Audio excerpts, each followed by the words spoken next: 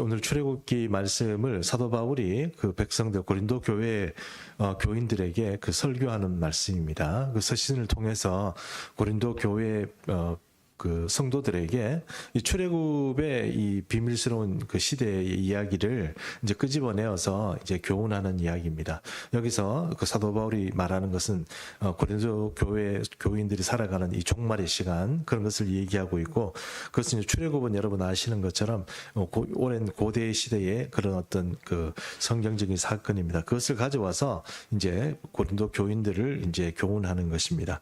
오늘 이것도 사실 우리 시대에 우리 고린도 교인뿐만 아니고 우리 시대 우리에게도 굉장히 유용한 말씀이고, 또 우리가 이 특별히 종말의 시간에 우리가 들어야 될 말씀이 아닌가 생각을 합니다.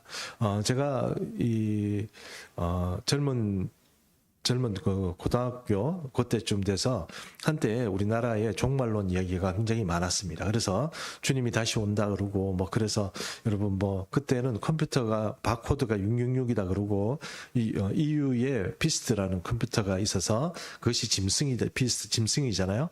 그 컴퓨터가 요한계시록에 나오는 짐승이다 뭐 이러고 뭐 그런 얘기들이 많이 이제 지나갔습니다. 그런 얘기를 지나가면서 그때는 또 제가 고등학교 때 그 적은 무리라고 해서 이단 무리가 조금 있었습니다. 그런 무리에 이제 섞여서 종말론에 이제 왜 그러냐면, 그때만 해도 이제 일반적인 교회에서 이 성경을 연구하고 기도 열심히 하고 이런 것들이 조금 식어가는 추세였어요. 어른들은 굉장히 열심히 하고 이 밤을 철야를 하면서 그렇게 살아갔지만 중고등학교 이런 애들이 이제 점점 애들이 많아지고 부흥은 했지만 그때부터 교회 기세가 조금 꺾일 때였어요, 우리나라에. 그러다 보니까 이제 그런 시기에 이제 교회를 갔는데 이단 애들을 얼마나 열심히 하는지 지금 생각해 보면 한때 한 번씩 이단을 잠깐 접종을 한번 받아보는 것도 괜찮겠다, 뭐 이런 생각도 좀 듭니다. 왜냐하면 일반적인 교회에 다니고 이렇게 하다 보면 사람들이 다 마음이 식어버려요. 사늘하게 식어가지고 너무 이성적이 되고 그러다 보니까 기도나 하나님의 은혜나 그에 대한 감사나 이런 것들이 뭐 너무 이렇게 흔하게 내가 누리고 있다 보니까 그런 것들이 정말 절실하다거나 간절하거나 이런 것이 잘 없어요. 우리 때만 해도 그 목마른 사슴 신의 물을 찾기에 갈급하듯이 이러면 눈물이 막 나고 이랬거든요.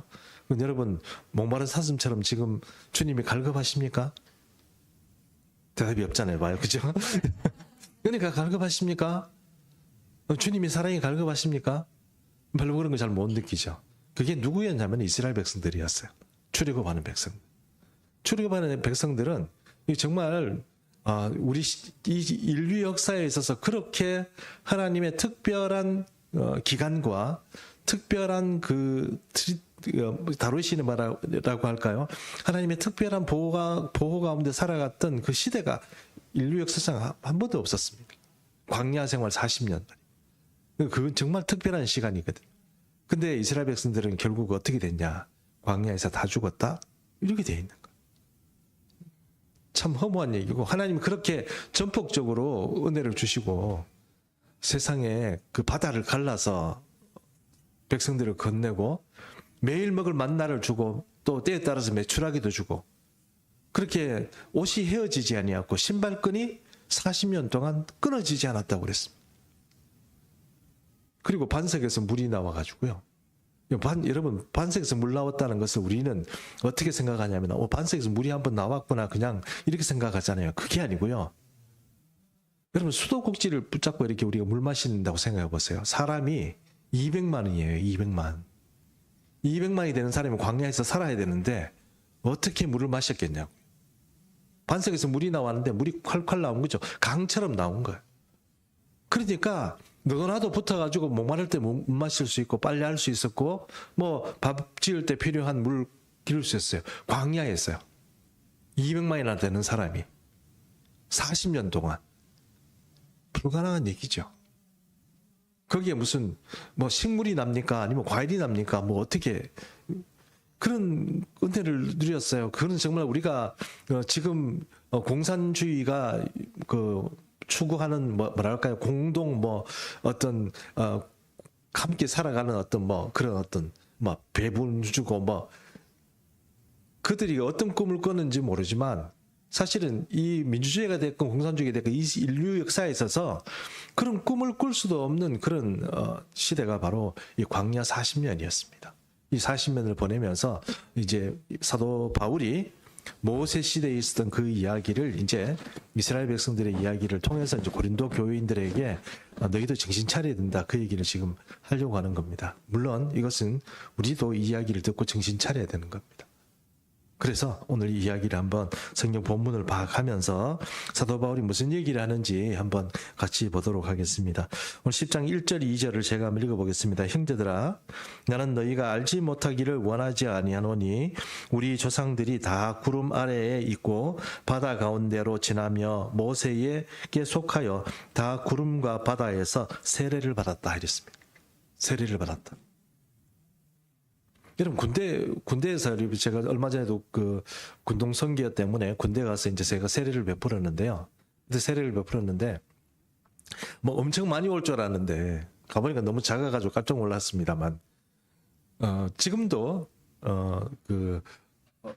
어디죠, 그 논산훈련소 같은 데 가서, 논산훈련소에 그 교회가 굉장히 큰 교회가 있습니다. 거기에서 보면 애들 이렇게 그 세례식 할 때 보면 엄청나다, 몇천 명씩, 그냥 수천 명씩 이제 그 세례를 받는다고 해요. 그런 거 받으면서 세례라는 것이 굉장히 특별한 거잖아요. 세례는 어떤 의미가 있습니까? 이제 완전히 강을 건너고 새로운 어떤 시대를, 새로운 삶을 살겠다는 그런 다짐이 있는 거잖아요. 우리 삶에 있어서 세례는 굉장히 참 중요하죠. 근데 우리 요즘 들어서 조금 좀 덜하지만 옛날에는 이런 게 있었습니다. 초대교회만 해도 세례라는 것이 얼마나 중요했냐면, 사도 바울이 이 편지를 서신서를 쓸만 해도 요즘 같은 세례와는 달라요. 옛날에 어땠습니까? 초대교회는요, 아무나 교회 멤버로 넣지를 못했어요. 왜냐하면 잘못 사람 멤버를 넣으면요, 그 사람이 이 정부나 이런 데다 고발을 하게 되면 그 사람도 다 죽어요. 이해하시죠? 예배의 공동체에 어떤 사람을, 저 사람을 내가 전도해야 되겠다 이래가지고 그 사람은 전도했는데 그 사람이 밖에 나가서 고발해버리면 그 교회가 예배 시간에 다 잡혀 다 죽는 거예요. 다 교수용당하고 다 불타 죽는 거예요. 그러니 여러분, 이 사람 한 사람을 세례를 주고 그 사람을 교육시키기 위해서 굉장히 애를 많이 먹었어요. 그랬겠죠? 그럴 수밖에 없었지 않겠습니까? 그래서 이제 예배에 어떤 사람을 초청하는 것은 굉장히 좀 어려웠습니다. 지금 북한의 지하교회처럼 어떤 예배를 참석하고 예수를 전도하는 것이 여간 어렵지 않았습니다. 그래서 오랜 시간을 두고 이 사람을 설득하고 훈련하고 교육하고 이렇게 해서 세례를 줬습니다.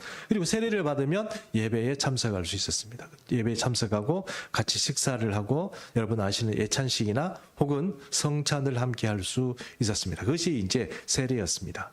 그러니 이런 세례가 특별한 시간에는 단체로 일어났다고 말하는 게 바로 이 출애굽 때였다는 거예요. 그 얘기를 1절과 2절을 통해서 말하는 겁니다. 구름이 덮어 있습니다. 그 구름이란 것은 누구의 구름입니까? 만군의 여호와의 구름입니다. 구름 기둥, 불기둥에도 말하는 그 구름이에요. 그냥 구름이 끼었다 이 말이 아니고 하나님의 은혜 가운데 있는 그 구름이 이 백성들을 덮고 있었고, 그리고 물로 세례를 베풀어서 새로운 길을 건너게 하는 것처럼 만군의 여호와께서 홍해 바다를 갈라서 그것을 사람들에게 지나가게 했습니다. 세례 받는 거하고 똑같은 거죠. 우리가 세례를 주는 것은 의미가 무엇입니까? 물에 잠겼다가 건져내는 거잖아요. 그렇죠? 물이 잠겼다가 건져내는 겁니다. 우리는 그저 세례 약식으로 주긴 하지만 지금도 어떤 교단에서는 세례식을 할 때 사람을 물에 3번이나 이렇게 빠뜨렸다가 이렇게 건져내는 그런 교단도 있습니다. 어쨌든 물을 통과하는 그런 단체의 세례를 이스라엘 백성들이 받았다. 그것이 바로 이제 광야 생활 가운데 하나님께서 구름 기둥, 불 기둥 그 하나님의 은혜 가운데 이스라엘 백성들을 바다로 건너게 하면서 물을 통과하게 하면서 그 백성들을 단체로 한꺼번에 세례를 줬다. 이것이 사도 바울의 이야기입니다. 그 백성들이 그래서 세례를 받았다 하는 것입니다. 이런 큰 은혜를 받았습니다. 그리고 3절 우리 같이 한번 읽어볼까요? 3절입니다. 시작. 다 같은 신령한 음식을 먹으며. 여기서 신령한 음식이 무엇입니까? 만나죠. 예, 여러분 생각해 보십시오. 하늘에서 우리가 음식이 내려온다 이러면은 뭐 어떤 생각이 드십니까? 예전에 한때 제가 기억에는 한 10년 전에 어떤 만화 영화가 하나 있을 때 그게 우리 히트를 친 게 있습니다. 우리나라 건 아니고 미국에서 만들어진 건데 그게 하늘에서 음식이 내려요. 그런 만화를 보신 적 있습니까? 막 피자도 내리고 막 내리고 그런 어떤 어디에서 왜 그런 아이디어가 나왔는지 모르겠지만 하늘에서 음식이 내린다면 얼마나 좋겠습니까? 그런데 사실 하나님이 우리에게 주시는 방식은 땅의 소산물을 먹게 되어 있습니다. 나무가 나오고 뭐 채소가 나오고 뭐 미나리, 채소, 뭐 더덕, 더덕 뭐 이런 것 뭐 전부 다 이렇게 다 땅에서 나오는 거죠.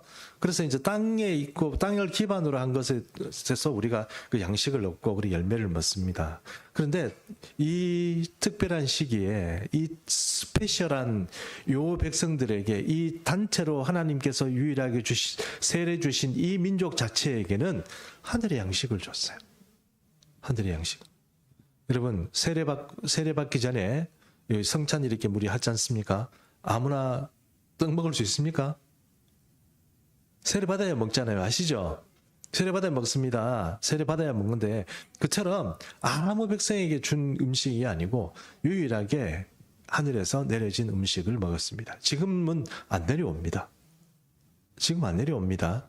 자연적으로 처음부터 있었던 것도 아니고 그 시대에 하나님께서 유일하게 억지로 주시고 그리고 이스라엘 백성들이 약속의 땅 가나안에 가서 그 소산물을 먹자 말자 딱 끊어졌습니다. 하나님의 전적인 어떤 그런 은혜 가운데 그렇게 주셨습니다. 그래서 신령한 음식입니다. 하나님께서 누구도 본 적도 없고 만질 적도 없고 살아본 적도 없는 그런 만나를 이스라엘 백성들에게 특별히 주셨습니다. 또 그 다음에 14절 말씀을 한번 보겠습니다. 4절은 제가 읽겠습니다. 다 같은 신령한 음료를 마셨으니 이는 그들을 따르는 신령한 반석으로부터 마셨음에 그 반석은 곧 그리스도시니라 이랬습니다. 이게 좀 말이 조금 어렵게 보이는데 별로 어려운 건 없습니다. 다 같이 신령한 음료를 마셨다고 그랬는데 다 같이 신령한 음료를 어떻게 마셨습니까? 제가 저번에 한번 설교 시간에 한번 그 시내산 가까이에 있는 반석을 보여드렸죠. 네, 보여드렸습니다. 기억을 못하시는 반석을 보여드렸습니다. 거기에 물이 어떻게 나왔는지 그 반석에서 산 위에 써 있는 그 큰 도화 위에서 정확히 반이 쪼개지면서 거기서 어떻게 물이 나왔는가 뭐 이런 이야기를 좀 했습니다. 점점 더 이제 사람들이 고고하게 발달하다 보니까 예전에 신학자들이 2000년 가까이 잘못된 것을 지정해 주면서 계속 가르쳤어요. 저도 그렇게 배우고 나왔지만 나중에 이제 보니까 그것이요 흔적이 하나도 없어요. 사람이 200만이나 되는 사람이 40년 동안 광야에 살았으면 흔적이 있을 거 아니에요. 하다못해 발자국이 남아있든 뭐 이렇게 뭐 누가 부조를 새기고 낙서를 했든 그리고 아니면 사람이 200만이나 되는 사람이 살면 뭔가 집터라도 있고 뭐가 유물이 있어야 되잖아요. 근데 아무것도 없어요. 근데 그것이 이제 지금 현대 사우디아라비아 있는 쪽에도 발견이 됐죠. 발견이 되고 이제 그것이 지금 출애굽이 점점 더 이제 그쪽에는 이제 그 유물이 출토가 이렇게 되고 나오기 때문에 이제 바뀌게 될 겁니다. 이제 사우디아라비아가 여러분 아시는 것처럼 더 라인이나 이런 것들 요한계시록에 말하고 있는 그런 도시들을 건축하게 되면 이제는 관광지로 이렇게 문을 열게 되면 더 라인이라고 제가 한번 소개시켜둔 그 근처에 이 출애굽했던 그 시내산하고 다 있습니다. 근데 굉장히 가까워요. 이제 오픈할 수밖에 없어요. 그 도시가 만들어지게 되면. 그렇게 되면 이제 점점 더 성경이 말하고 있던 그 출애굽의 역사가 이제 다 밝혀지겠죠. 어쨌든 여기서 이 사람들이 반석에서 물을 마셨습니다. 이 물은요 아무것도 없는 그 산 위에서 그냥 반석이 갈라지고 거기서 물이 나왔는데 여러분 아시는 것처럼 모세가 반석을 쳤더니 물이 나온 거 아닙니까? 많이 나오는데 사도 바울은 이걸 뭐라고 얘기하면 그 반석은 예수 그리스도라 이렇게 얘기를 하는 겁니다. 그 반석이 어떻게 예수 그리스도죠? 베드로가 반석이라는 얘기는 알겠습니다. 그런데 왜 예수님을 반석이라고 그럽니까? 여기 보니까 이런 말이 나오죠. 따르는 반석이라고 돼 있죠. 그렇죠? 그들을 따르는 신령한 반석으로부터라고 돼 있지 않습니까? 예, 그들을 따르는 신령한 반석이 무엇입니까? 그들이란 것은 누구입니까? 이스라엘 백성을 말하는 것이죠. 그럼 그들을 따라온 그 반석이 누구입니까? 그럼 반석이 돌이 그럼 이스라엘 백성들이 다닐 때마다 따라다닌다는 이 말입니까? 그런 의미는 아니겠죠. 그런 의미는 아니겠지만 그 반석은 예수 그리스도의 생명의 생수를 말하는 것이고 그 생수는 지금 우리가 일반적으로 강을 통해서 먹는 그런 어떤 일반적인 생수가 아니고 하나님의 반석, 특별히 이스라엘 백성들에게만 공개되는 하나님의 특별한 생수를 말하는 것입니다. 그것이 그리스도라는 뜻이고 또한 주님께서 예비하셨다는 뜻이고 그렇게 해서 우리에게 주셨다 하는 것입니다. 그래서 따르다는 이 말이 이제 그들을 따르는 신령한 반석이라는 것이 돌이 따라다녔다는 이런 말이 아니고 하나님께서 예비하신 우리 주님이 예비하신 그 반석에서 이스라엘 백성들에게 특별히 신령한 물을 줬다는 뜻입니다. 그냥 강에서 흐르는 자연적인 물이 아니고 하나님께서 특별히 예비한 그 백성들을 위한 아주 스페셜한 그런 생수를 주셨다는 거예요. 여러분 우리도 요즘 물 많이 사 먹잖아요. 사 먹는데 외국인 저도 이렇게 그 해외에 조금씩 다녀보니까 해외에서 수돗물 마시는 게 엄청 어려워요. 왜냐하면 석회질이 많이 섞여 있어요. 유럽도 마찬가지고 또 제가 미국에서도 마찬가지고 그 물을 그대로 마실 수가 없어요. 물은 사 먹어야 돼요. 그냥 이렇게 사 먹으면 나중에 여러분 아시는 것처럼 물을 끓이다 보면 밑에 이렇게 끼어요. 그게 몸에 들어가서 우리 장기나 이런 데 붙는다고 생각해 보십시오. 좀 위험하겠죠. 그래서 거기 수돗물은 그냥 못 마십니다. 어떤 특별한 필터를 쓰거나 이렇게 해서 마시게 되지 않겠습니까? 그래도 우리나라는 어떻습니까? 물 좋다고 그래서 지금 우리나라 사람들 외국인들이 와서 수돗물 그냥 마신다고 막 그러는데 그래도 우리나라 사람들 그냥 마십니까? 정수기 물 아니면 절대로 안 마십니다. 돈 주고 사 먹다가 우리나라 외국인들 생각에는 세상에 이렇게 그냥 좋은 물을 주는데도 그 물도 안 마시고 정수기 마시고 막 이러거든요. 그럼 그냥 수돗물을 어떻게 마시냐 이러고 막 그러잖아요. 근데 외국 사람들이 생각해보면 어떻게 이럴 수가 있나 이렇게 생각하지만 여러분 그보다 더 좋은 물이 있습니다. 그 물이요. 주님께서 그 반석에서 내신 물이에요. 그러니까 그 반석물은 여러분 우리가 물 때문에도 문제가 많이 생기잖아요.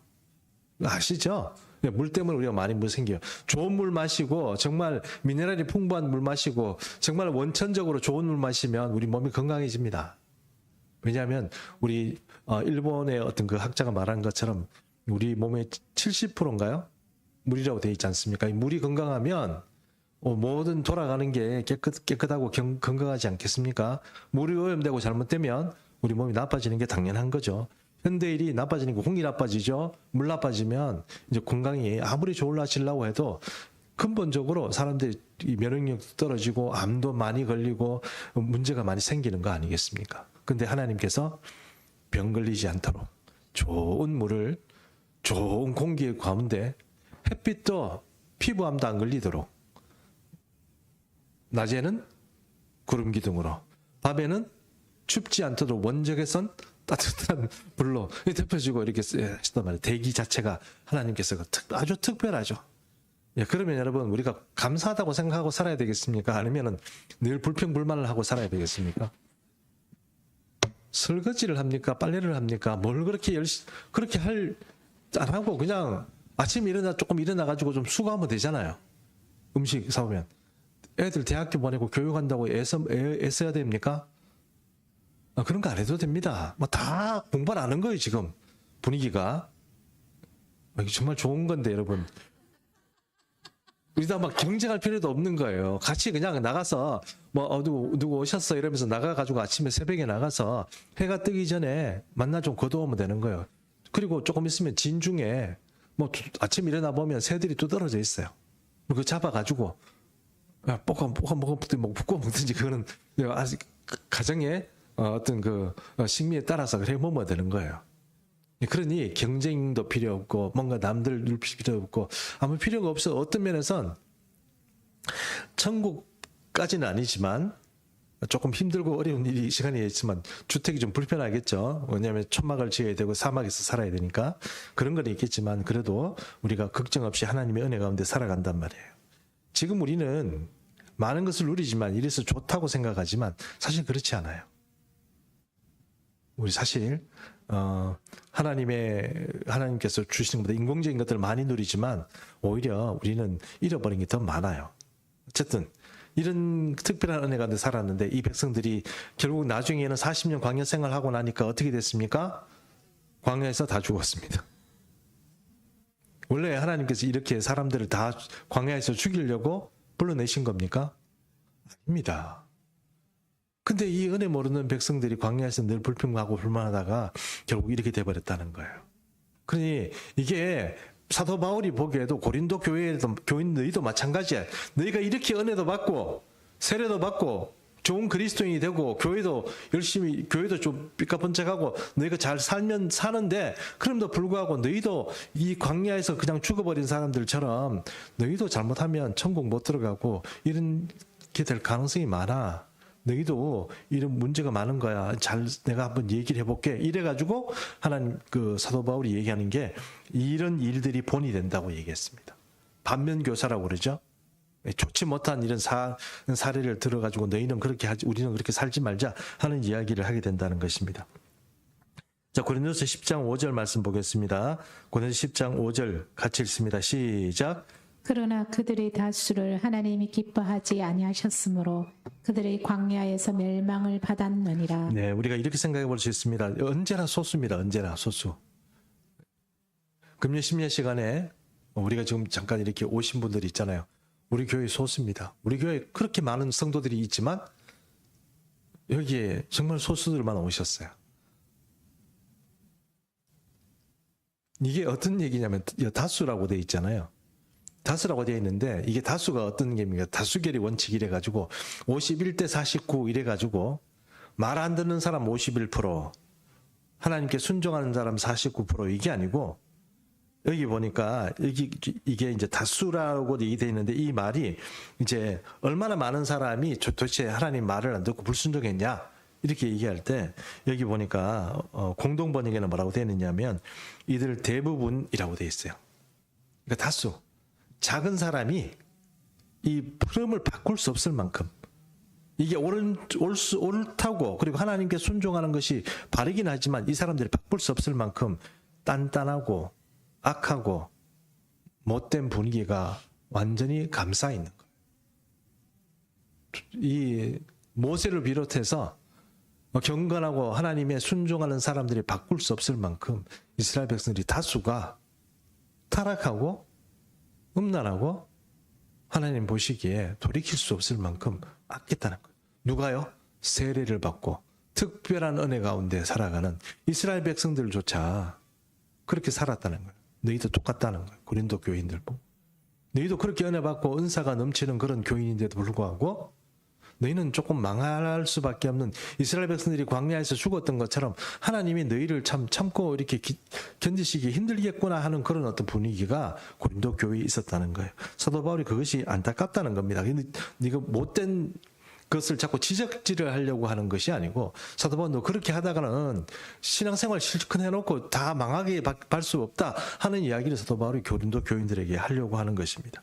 그래서 민수기 14장에 보면 이 가데스 바네아에서 이스라엘 백성들의 이야기를 좀 이렇게 했으면 좋겠는데 가데스 바네아에서 이 모세가 사람들을 12명을 이제 착출을 했습니다. 12명을 착출을 해가지고 너희 가나안 땅에 가서 좀 정탐을 좀 하고 오라 그랬더니 갔다 왔더니 10명이 부정적인 의견을 말하죠. 그리고 2명 여호수아와 갈렙만 이거 하나님께서 이런 땅을 주셨는데 너무너무 탐나더라. 그 땅이 우리가 쳐들어가서 거인적도 무찌르고 우리가 잘 살 수 있다 이렇게 얘기하지만 10명은 어떻게 얘기합니까? 10명은 거기에 가면 우리 이제 다 끝났다. 우리는 진짜 메뚜기 같더라 이렇게 얘기했습니다. 그래서 민수기 14장 1절에서 이렇게 말합니다. 그 10명의 정탐꾼이 드린 보고를 이스라엘 백성들이 듣고 어떻게 반응하느냐? 온 회중이 소리를 높여 부르짖으며 백성이 밤새도록 통곡하였다. 그랬습니다. 이 이스라엘 전체가 그 다수가 밤새도록 통곡했다. 야, 우리 다 죽었다 이제.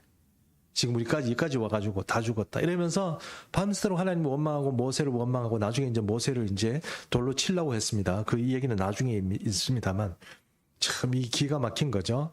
이 정탐꾼 10명이 이제 하나님께서 여러분 놀라운 기적을 가지고 지금 이 순간도 매일매일 역사하고 있음에도 불구하고 그건 안 보이고 지금 아주 강력한 대적들이 나타나가지고 우리가 들어갈 땅에 버티고 있다. 우리 들어가면 다 죽는다. 뭐 그런 식으로 얘기하는 그 보고를 듣고 이 사람들이 믿음이 완전히 추락해가지고 밤새도록 잠도 안 자고 하나님을 원망하는 거예요.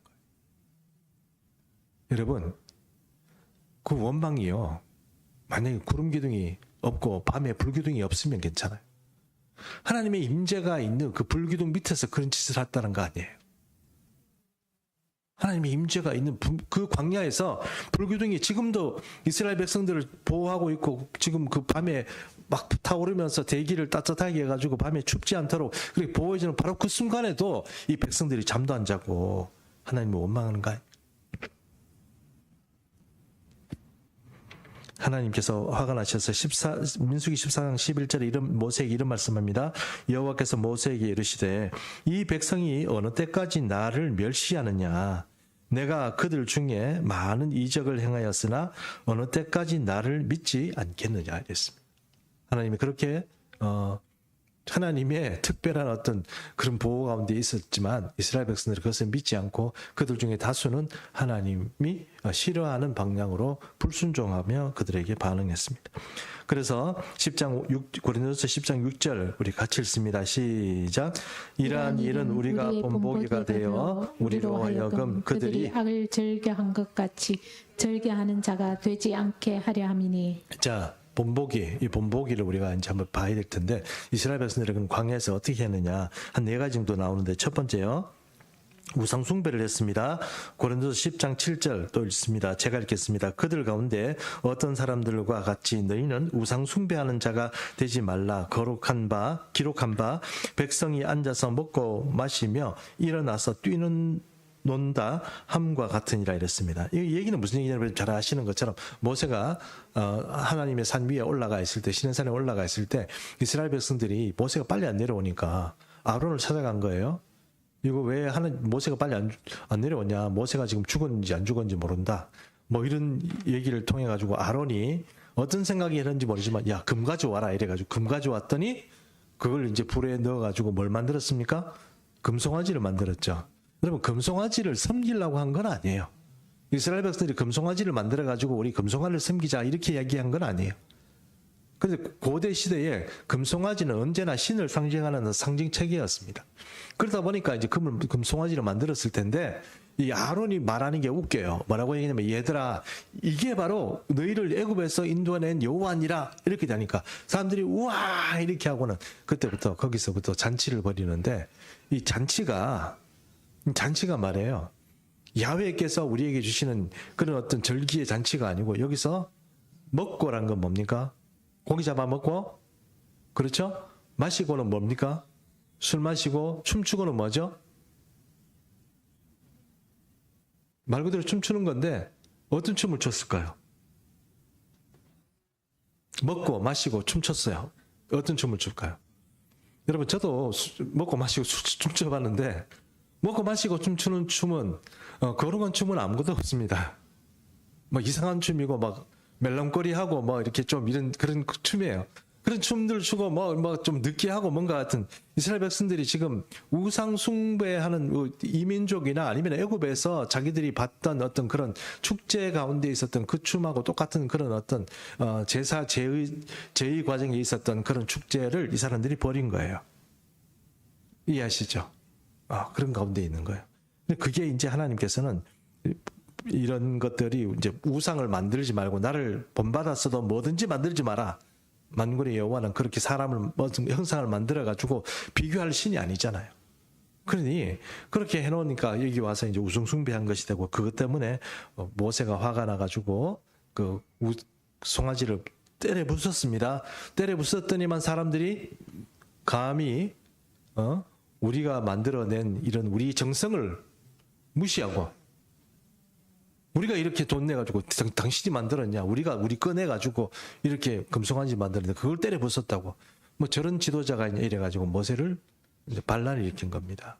여러분 아시는 것처럼 그때 레위 지파가 하나님 편에 설 사람이 저기 서고 다른 사람들은 하나님 편에 안 설 사람 지고 서라 이랬더니 레위 지파만 여기 있었어요. 오른쪽 있었어요.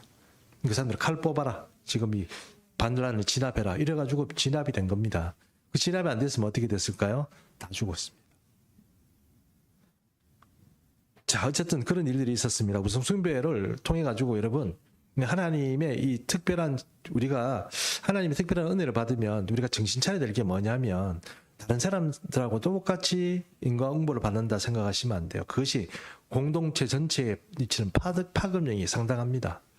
지 혼자 죽는 게 아니에요. 같이 죽는 거예요. 그 다음에 또 하나 보겠습니다. 8절 보겠습니다. 8절 같이 한번 읽을까요? 시작.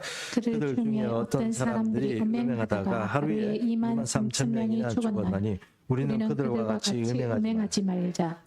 고린도 교회도 음행이 심했습니다. 성경에 나와 있는 것처럼 자기 친엄마는 아니겠지만 새엄마하고 아들하고 음행한 얘기가 나오죠. 예, 그런 얘기가 나옵니다. 그렇게 살면서도 교회 다니고 이렇게 되는 거예요. 뭔가 의식 자체가 뭔가 좀 음란하고 뭔가 이 좀 컨트롤이 안 되는 거예요. 도덕적으로 뭔가 용납이 안 되는 그런 수준에 있는 그런 교인들이 많았던 거예요. 자, 이런 상황이 있는데 보니까 이 이스라엘 백성들이 모압 광야를 지날 때 그때 보니까 이제 모압 여인들이 저 어떻게 이스라엘 백성들을 저 길을 좀 꺾어놔야 하는데 어떻게 하면 좋을까 이래가지고 발람이 어떻게 합니까? 좀 어드바이스를 주죠. 모압 여인들에게 제사할 때 남자들을 좀 꼬시고 초청을 해라 이렇게 된 거 아닙니까? 그래서 모압 여인들이 자기 제의를 의식을 할 때 이스라엘 남자들을 대거 초청해가지고 그들하고 진짜 막 또 먹고 마시고 춤추고 또 음행도 하고 그렇게 된 거예요. 그리고 이 남자들이 너무 기분이 좋아가지고 어떤 일부 남자들은 그 모압 여인들 자기하고 이렇게 음란한 행위를 했던 여자들을 데리고 살겠다고 지금 진중에 들어온 거 아닙니까? 그렇죠? 그 진중에 들어온 것 때문에 몇 명이 죽었습니까? 예, 23,000명이 죽었습니다. 여러분 잘 생각해 보십시오. 자, 여러분 옆에 있는 분 한번 보십시오. 니 때문에 내까지 죽겠다. 자, 해보세요. 해보세요. 너 때문에 내까지 죽겠다. 이렇게 해보세요. 네. 똑바로 살아라, 너. 왜 잘 안 되십니까?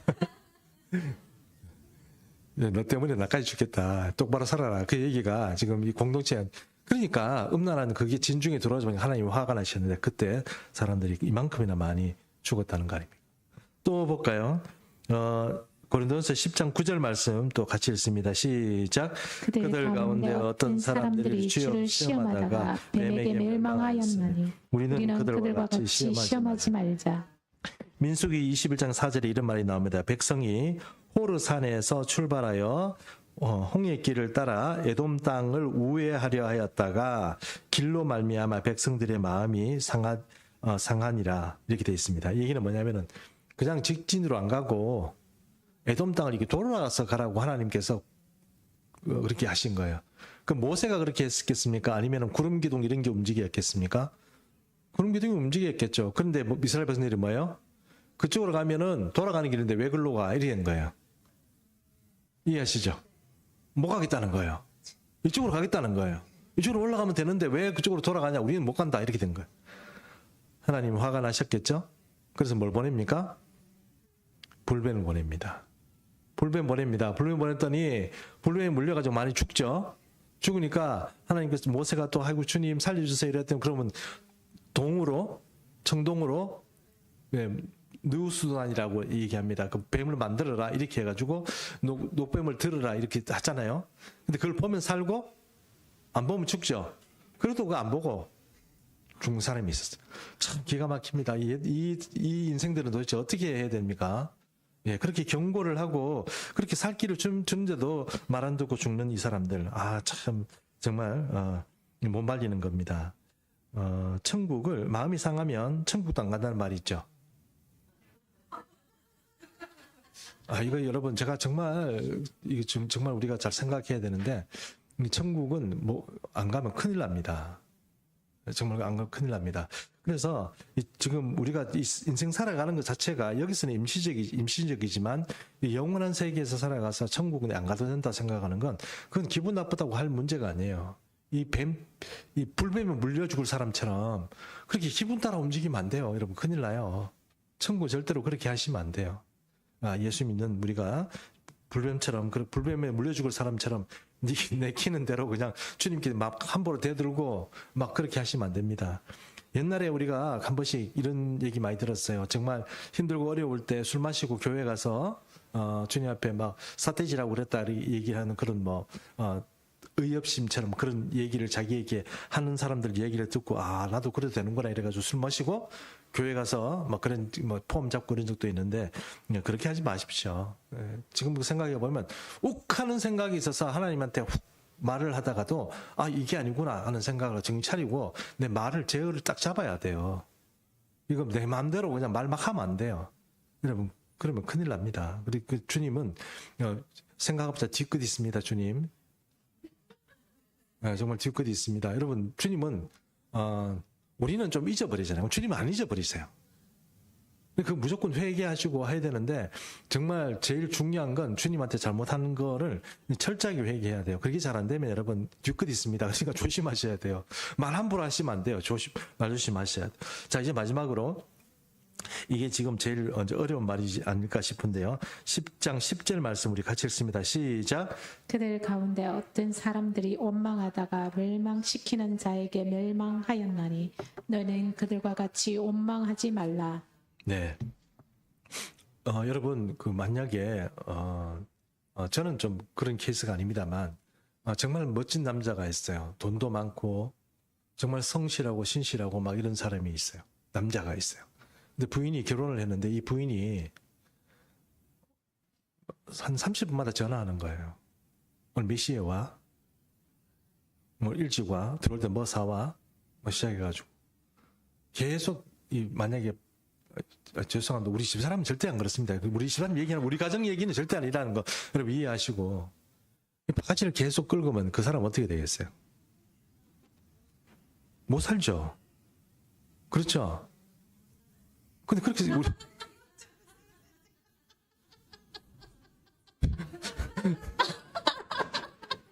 아니 이건 제가 잘 들어보세요. 그 반대 상황 되는 상황도 있어요. 반대되는 상황도. 제가 옛날에 교회에 있었던 그 집사님 부부인데 이 남자 집사님이 이 가정 이런 것들에 대해서 굉장히 자기 관리가 철저한 사람이에요. 그 집에 오자마자 냉장고 딱 열고 이거 뭐야 이거 뭐야 이거 뭐야 이렇게 이거 왜 이렇게 놔뒀어 이부터 시작해가지고 애들 뭐 이렇게 뭐 하는 것부터 시작해가지고 일일이 막 토를 달고 막 찝어가지고 뭐 이렇게밖에 못해 자꾸 뭐 지금 왜 걸레가 이렇게 나와 밖에 나와 있냐 깨끗하게 못하냐 자꾸 이런 잔소리하면 어떻게 돼요? 그런 사람 우리 교회는 없죠. 저도 뭐 또 더럽게 지내지. 뭐 그렇죠. 뭐 가지고 뭐 이거 왜 이랬냐 저랬냐 잔소리 안 합니다. 그러다 큰일 나죠. 그러니까 생각해 보세요. 좋은 소리도 계속하고 잔소리하면 사람도 싫어하잖아요. 그렇죠.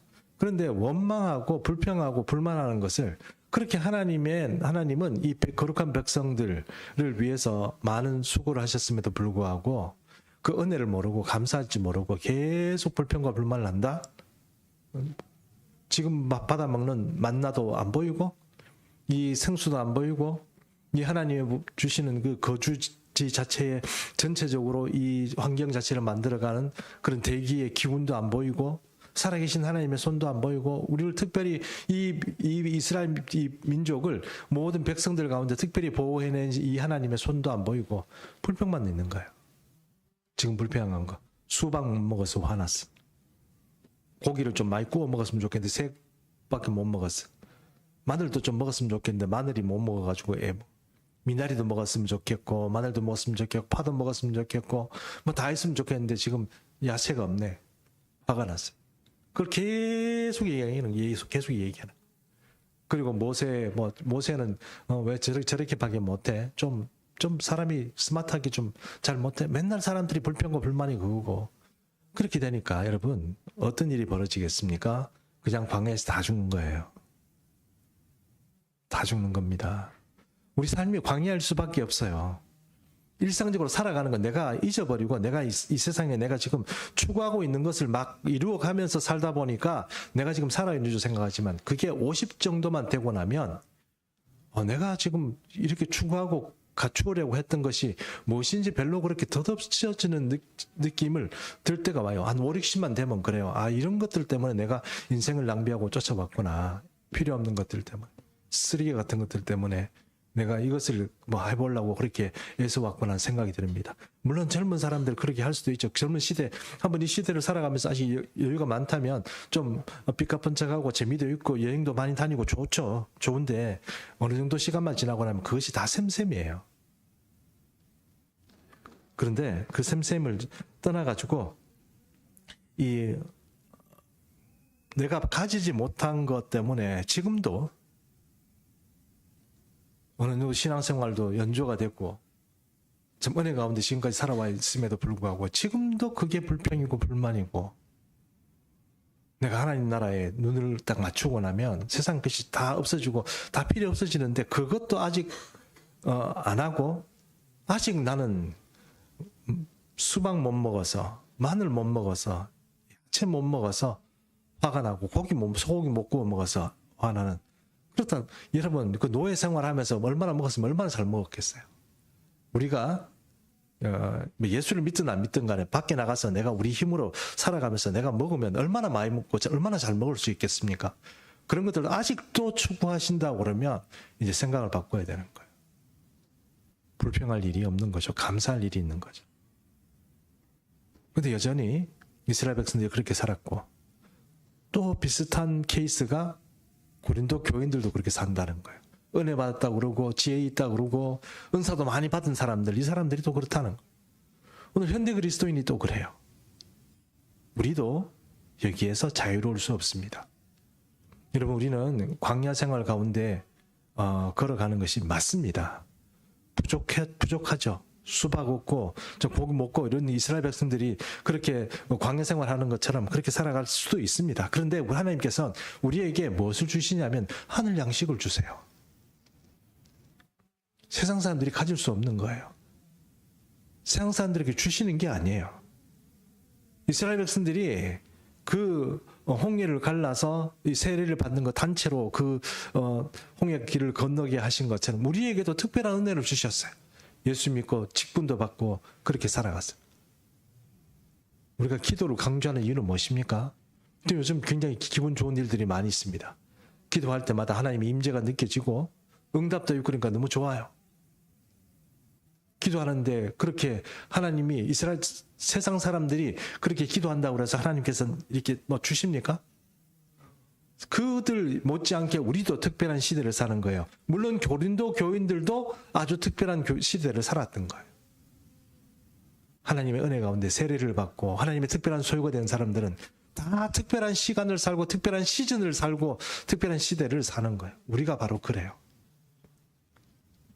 그런데 여전히 우리가 기도할 수 있음에도 불구하고 우리 보고 구하라고 그러면도 불구하고 이 하나님께 구해서 받으면 될 거를 하지 않고 여전히 앉아서 불평과 불만과 내가 누리지 못하고 내가 가지지 못한 것에 대해서 욕심을 가지고 그것에 대해서 내가 추구하고 있다면 여러분 그것은 멸망할 수밖에 없는 이스라엘 백성들처럼 우리도 아무리 그리스도인이고 천국 가는 백성이지만 우리도 그렇게 살면 우리도 멸망할 수밖에 없다는 거예요.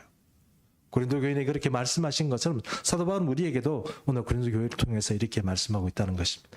여러분 우리는 이것이 본보기가 되어서 결코 멸망하는 길을 가지 말고 성령 충만하고 하나님의 은혜 가운데 이 광야길이지만 만나를 감사하고 또 생명을 감사하고 지금도 여전히 불기둥 구름기둥 우리를 보호하시고 덮고 있는 이 하나님의 은혜를 감사하고 살아가면 이것이 나중에 천국에 가서 30배, 60배, 100배의 우리 삶의 결과들이 놀라운 은혜로 우리에게 이렇게 보답이 될 줄로 믿습니다.